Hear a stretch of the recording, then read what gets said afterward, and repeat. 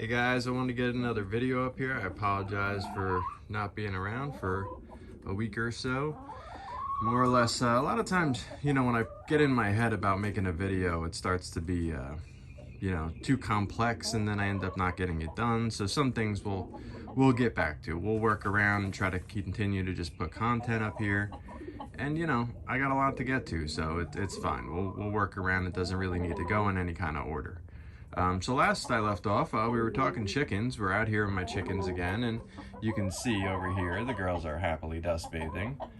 And I wanted to talk to you about the ducks today, the ducks and pigeons. So over here, you see, the biggest part about ducks is obviously them being waterfowl. They're in and out of the water constantly. They're always stomping around, pulling the water out. This whole area gets very, very messy. Every day I maintain this. It's a lot of raking it out, moving some of the dry ground over towards the water, turning the dirt over. I use barn lime, and then I use sweet PDZ as well to keep the odor down and help to break down the waste. The huge benefit of all of this is the secret to my lawn, a lot of my gardening, these type of things in here. This is the best fertilizer in the world, as far as I'm concerned. So you see here, this is where I feed my pigeons up top, and as they eat, the seed falls down here. So over time I learned that, that alone, you don't have to do anything. It just starts growing. And when you're trying so hard to grow grass on the other side of your yard, you go, might make some sense to try to apply that there. And it worked really well. I used that in combination with actual grass seed. And I have the best lawn in my backyard than I've ever had in my life. Like, we've never really had grass here. It was always the gray sand, and it just really didn't do well. So now onto my ducks. This is Daffy. Daffy, I'd like to say, is about 13 years old. He was one of my very first 3 ducks. He's the last one left of the 3. He is pretty much blind. 13 is a very, very old age for a duck. And he's blind. He's the only male in here. I'm not going to continue to do males going forward. Males can be very dangerous to put with your chickens because if they try to mate them, they can kill them. So another reason to try to keep them separate. Obviously, the chickens can come over here as well. The other thing that you deal with the ground over here is because they keep it more moist, it's more prone to having worms and things like that in the soil. So the chickens dig big giant holes in here and try to get all the worms. So it's a lot of maintaining the ground. I keep the wood chips in the back end of the duck side over here. This is where they like to lay their eggs, although they do also like to bury them. I found, I think, 9 eggs after a few days of not getting any production out of these 2 girls. I got, I all of a sudden found, I think it was 9 or 11 eggs that I found after a couple days that were buried. So now I know that they do that, and I keep that in mind. It's getting very warm in here. I very, very much want to unwrap this thing, but we're still dropping down to the 30s at night, so it's just not that safe yet. But yeah, so, and then right there in front, you have Magica Dispel. And in the back, you have Gosselin. And yeah, those are the 2 girls I got. I got a 3rd girl, Webby, and unfortunately she passed. She was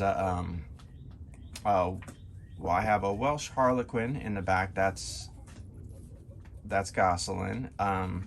I'd say Daffy's probably a crested Cayuga. I got him at the shelter. And then up front, Magica's a Cayuga. And Webby was a khaki Campbell.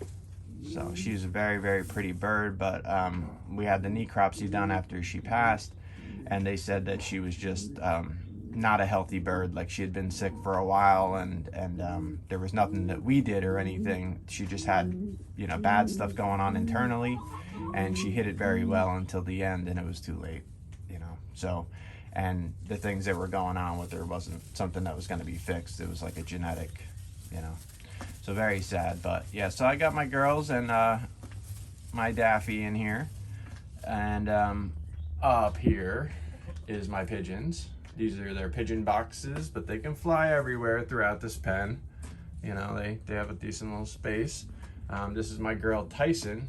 Tyson I have had for, I believe, 9 years now, something along those lines. She is a very old pigeon, the very sweetest of the whole crew. See, even coming near these jerks are flying away. So yeah, she was the first one I got. A hawk had actually grabbed her and someone ran outside and yelled and the hawk dropped the bird. She picked this bird up and brought her to the shelter. So when they did that, I had my duck pen over on the other side and it had the mesh roof and everything. So I thought, hey, why not? And I added Tyson to the crew, and from there on, I was a pigeon owner. Word travels very fast when you're owning animals and you're in the animal field especially. So yeah, so that launched into these two. Well, these two were being raised at one of our sister shelters. One of the people who worked there raised them from babies and was looking for a home for them. And I guess word traveled that I had pigeons, and I brought these two in. This is Homer and Scuttle. Homer and Scuttle are just like the rest of these guys, where they are very aggressive. The other three I have are all offspring. I had a couple other pigeons over time that have since passed, but they lay eggs constantly, and for the most part I throw them in the garbage. But when my numbers got a little bit low, I said, hey, let me let them hatch a few. Let's see if it works. And it did. I'm probably going to do another one or so this year. It's been a couple years since I did. And yeah, these two are very not friendly. And I've had them since they were probably about 1, as you see.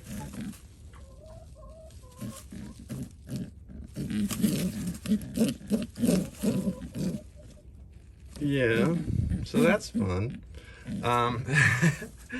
They're good, you know. I mean, they're beautiful if nothing else. You know, and then over there, that's Kimbo Slice. She's a good girl. That is Lennox, and that is Ali. So yeah, they're pretty cool.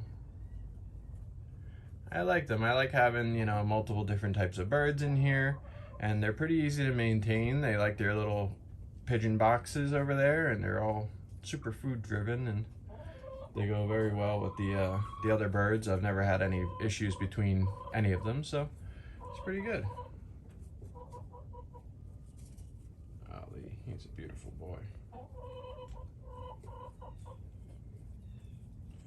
But yeah, I just cleaned out their boxes today. You know, it takes a lot of, you know, just cleaning that out, vacuuming it out. The birds gather a lot of dust. They generate a lot of dust, so you always want to vacuum out boxes and stuff like that and make sure that they're not building that up, because it could really hurt their respiratory system. So, but yeah, this is the crew in here will soon be unwrapped within the next few weeks. But again, the temperatures just keep dropping at night, so I don't want to send them into any kind of shock.